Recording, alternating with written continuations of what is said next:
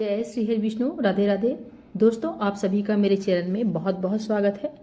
आज हम आपके लिए अतसी बृहस्पतिवार व्रत कथा लेकर आए हैं। दोस्तों, कथा पूरी सुनिएगा तभी पुण्य फलों की प्राप्ति होती है। अधूरी कथा कभी भी बीच में नहीं छोड़ना चाहिए। और कथा अच्छी लगे प्लीज लाइक, चैनल को सब्सक्राइब जरूर करें। भारतवर्ष में एक प्रतापी और दानी राजा राज करता था। वह नित्य गरीबों और ब्राह्मणों की सहायता करता था। यह बात उसकी रानी को अच्छी नहीं लगती थी। वह न गरीबों को दान देती और न ही भगवान का पूजन करती थी और राजा को भी दान देने से मना किया करती थी। एक दिन राजा शिकार खेलने वन को गए हुए थे। रानी महल में अकेली थी। उसी समय बृहस्पति देव साधु वेश में राजा के महल में भिक्षा के लिए गए और भिक्षा मांगी। रानी ने भिक्षा देने से इनकार किया और कहा, हे साधु महाराज, मैं इस दान पुण्य से तंग आ गई हूँ। मेरा पति सारा दिन धन लुटाते हैं। मेरी इच्छा है कि हमारा धन नष्ट हो जाए, फिर ना रहेगा बांस, ना बजेगी बांसुरी। साधु ने कहा, देवी तुम तो बड़ी विचित्र हो।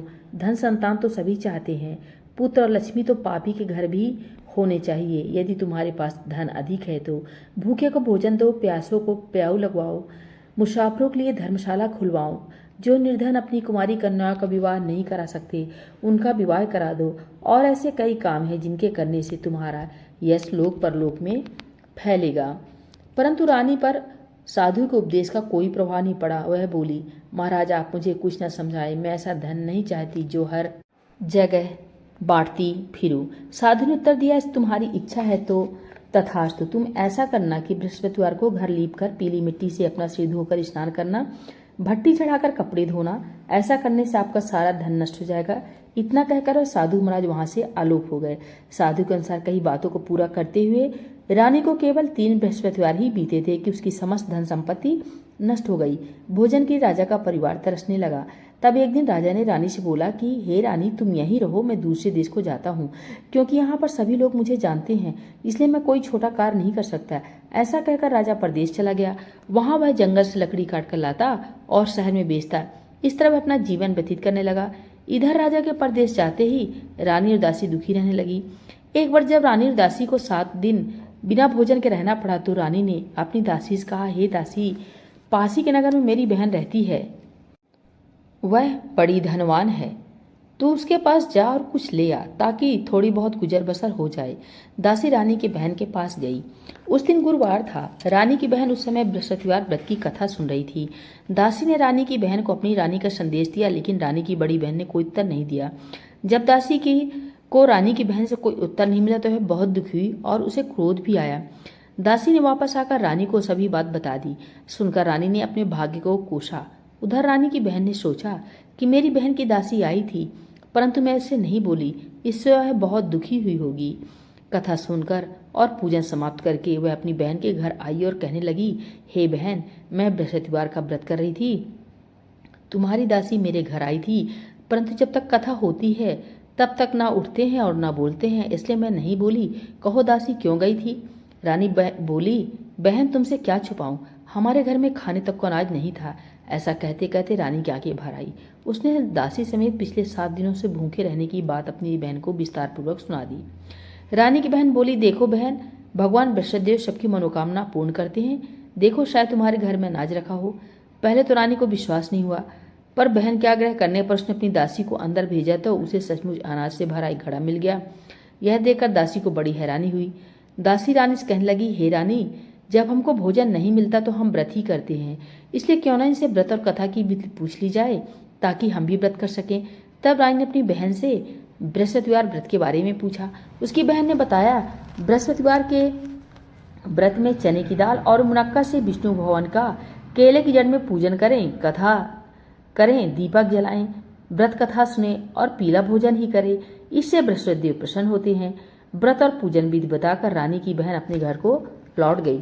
7 दिन के बाद जब गुरुवार आए तो रानी और दासी ने व्रत रखा। घुड़साल में जाकर चना और गुड़ लेकर आई।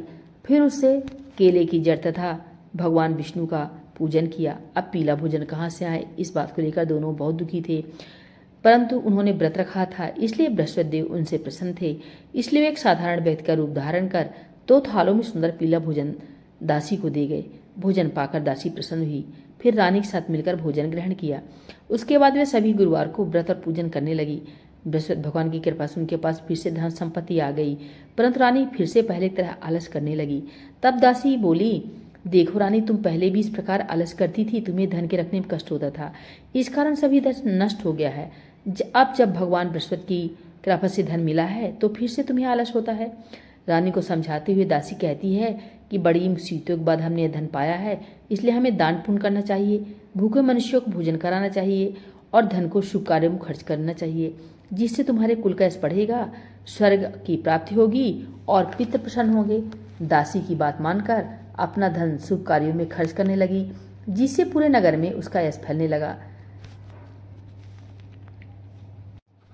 एक दिन राजा दुखी होकर जंगल में एक पेड़ के नीचे आसन जमाकर बैठ गया। वह अपनी दशा को याद करके व्याकुल होने लगा। बृहस्पतिवार का दिन था। एकाएक उसने देखा कि निर्जन वन में एक साधु प्रकट हुए हैं। वह साधु वेश में स्वयं बृहस्पति देवता थे। लकड़हारे के सामने आकर बोले, हे लकड़हारे, इस सुनसान जंगल में तुम चिंता बांधने क्यों बैठे हो? लकड़हारे ने दोनों हाथ जोड़कर प्रणाम किया और उत्तर दिया, महात्मा जी, आप सब कुछ जानते हैं, मैं क्या कहूँ। यह कहकर वह रोने लगा और साधु को अपनी आत्मकथा सुनाई। महात्मा जी ने कहा, तुम्हारी स्त्री ने बृहस्पति के दिन बृहस्पति भगवान का निरादर किया था, जिसके कारण रुष्ट होकर उन्होंने तुम्हारी यह दशा कर दी। अब तुम चिंता मत करो, मेरे कहने पर चलो तो तुम्हारे सब कष्ट दूर हो जाएंगे और भगवान पहले से अधिक संपत्ति देंगे। तुम बृहस्पति के दिन कथा किया करो, 2 पैसे के चने मुनक्का लाकर उसका प्रसाद बनाओ और शुद्ध जल से लोटे में शक्कर मिलाकर अमृत तैयार करो। कथा के पश्चात अपने सारे परिवार और सुनने वाले को प्रेमियों में अमृत व प्रसाद बांटकर आप भी ग्रहण करो। ऐसा करने से भगवान तुम्हारी सब मनोकामनाएं पूरी करेंगे। साधु के ऐसे वचन सुनकर लकड़हारा बोला, हे प्रभु, मुझे लकड़ी बेचकर इतना पैसा नहीं मिलता जिससे भोजन के उपरांत कुछ बचा सकूं। मैंने रात में अपनी स्त्री को व्याकुल देखा है, मेरे पास कुछ भी नहीं है जिससे मैं उसकी खबर मंगा सकूं। साधु ने कहा, हे लकड़हारे, तुम किसी बात की चिंता मत करो। बृहस्पति के दिन रोजाना की तरह लकड़ियां लेकर शहर को जाओ, तुमको रोज से दुगना धन प्राप्त होगा, जिससे तुम भली भात भोजन कर लोगे तथा बृहस्पति देव की पूजा का सामान भी आ जाएगा। इतना कहकर साधु अंतर ध्यान हो गए। धीरे धीरे समय व्यतीत होने पर फिर वही बृहस्पतिवार का दिन आया। लकड़हारा जंगल से लकड़ी काटकर किसी शहर में बेचने गया। उसे उस दिन और दिन से अधिक पैसा मिला।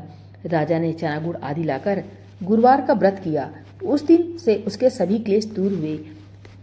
परंतु जब दोबारा गुरुवार का दिन आया तो बृहस्पतिवार का व्रत करना राजा भूल गया। इस कारण बृहस्पति भगवान नाराज हो गए। उस दिन उस नगर के राजा ने विशाल यज्ञ का आयोजन किया तथा शहर में यह घोषणा करा दी कि कोई भी मनुष्य अपने घर में भोजन ना बनावे, ना आग जलावे, समस्त जनता मेरे यहाँ भोजन करने आवे। इस आज्ञा को जो न मानेगा उसे फांसी सजा दे दी जाएगी। इस तरह की घोषणा संपूर्ण नगर में करवा दी गई।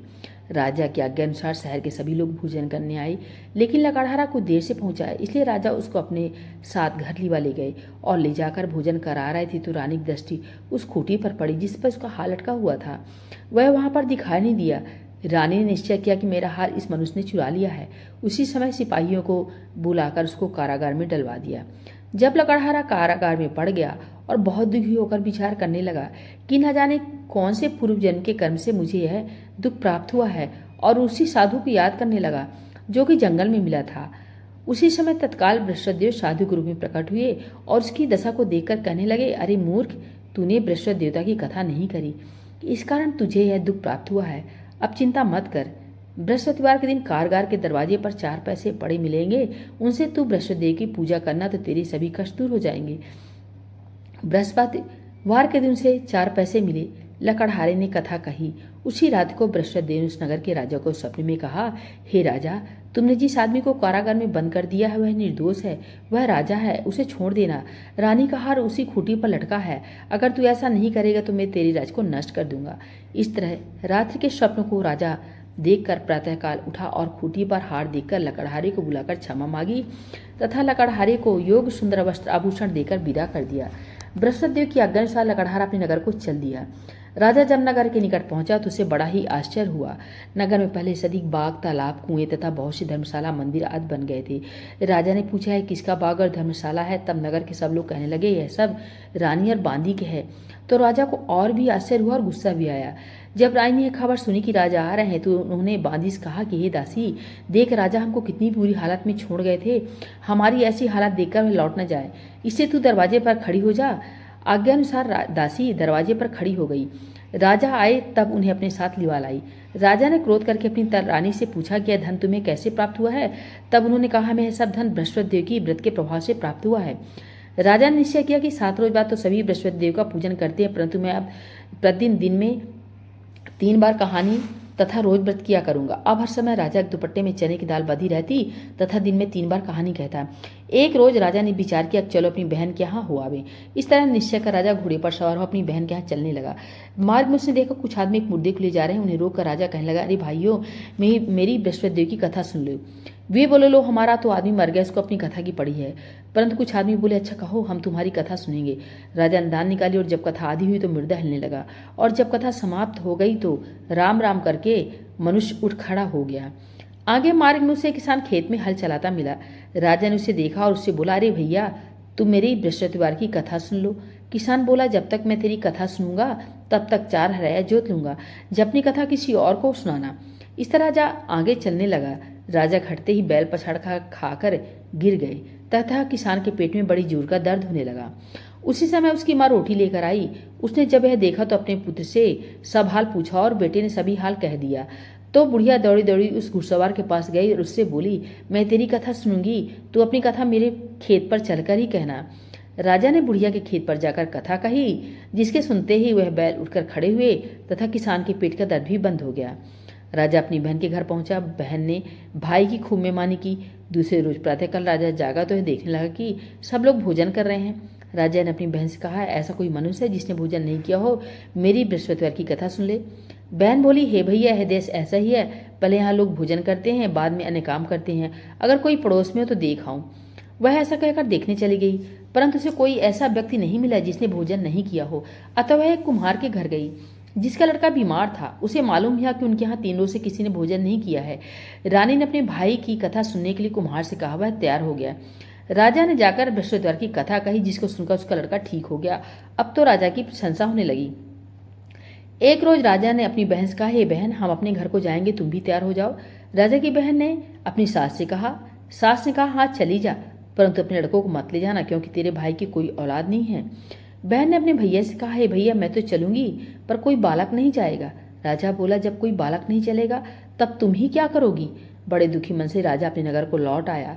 राजा ने अपनी रानी से कहा, हम निर्वंशी हैं, हमारा मुंह देखने का धर्म नहीं है और कुछ भोजन आज नहीं किया। रानी बोली, हे प्रभु, बृहस्पति देव ने हमें सब कुछ दिया है, वह हमें औलाद अवश्य देंगे। उसी रात को बृहस्पति देव ने राजा से स्वप्न में कहा, हे राजा, उठ, सभी सोच त्याग दे, तेरी रानी गर्भ से है। राजा की यह बात सुनकर बड़ी खुशी हुई। 9वें महीने में उसके गर्भ से एक सुंदर पुत्र पैदा हुआ। तब राजा बोला, हे रानी, स्त्री बिना भोजन के रह सकती है, पर बिना कहे नहीं रह सकती। जब मेरी बहन आवे तो तुम उससे कुछ मत कहना। रानी ने सुनकर हाँ कर दिया।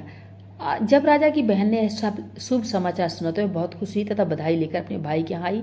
तभी रानी ने कहा, घोड़ा चढ़कर तो नहीं आई, गधा चढ़ी आई। राजा की बहन बोली, भाभी, मैं इस प्रकार न कहती तो तुम्हें औलाद कैसे मिलते? बृहस्पति देव ऐसे ही हैं, जैसी जिनके मन में कामनाएं होती हैं सभी को पूर्ण करते हैं। जो सद्भावना पूर्वक बृहस्पतिवार का व्रत करता है एवं कथा पढ़ता है अथवा सुनता है, दूसरों को सुनाता है, बृहस्पति देव उसकी सभी मनोकामनाएं पूर्ण करते हैं। भगवान बृहस्पति देव उसकी सदैव रक्षा करते हैं। संसार में जो मनुष्य सद्भावना से भगवान की पूजन व्रत सच्चे हृदय से करते हैं तो उनकी सभी मनोकामनाएं पूर्ण करते हैं। जैसी सच्ची भावना से रानी और राजा ने उसकी कथा का गुणगान किया तो उनकी सभी इच्छाएं बृहस्पति देव जी ने पूर्ण की थी। इसलिए पूर्ण कथा सुनने के बाद प्रसाद लेकर जाना चाहिए। हृदय से उनका मनन करते हुए जयकारा बोलना चाहिए।